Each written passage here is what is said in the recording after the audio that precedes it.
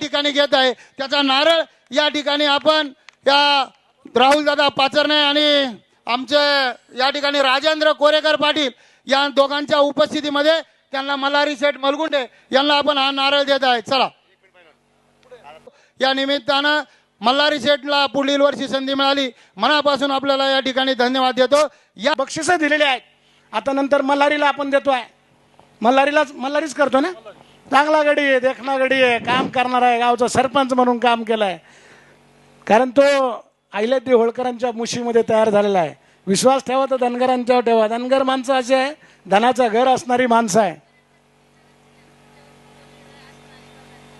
चालते रेखा बांधल, आभारी रेखा बांधलांची सूचना आहे भाऊसाहेब की त्या ठिकाणी 4 व्हीलर देणार आहे, चांगली गोष्ट आहे।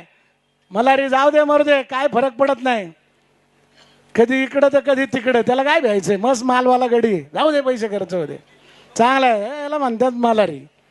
येळकोट येळकोट, जय मल्हार। आणि त्या ठिकाणी मल्हारीने बी मोठ्या मनाने कबूल केलेला आहे की पुढच्या वर्षी रामभाऊ सासवडेंच्या मनामध्ये जी 4 व्हीलर गाडी देऊन शिरूर केसरीचा सन्मान करायचा आहे त्या कसोटीला उतरायचं काम मल्हारी आणि त्या ठिकाणी सांगवी गाव करणार आहे। डोक सांगवी यांचं मनापासून पुन्हा एकदा कौतुक करतो आणि आजच्या सोहळ्यात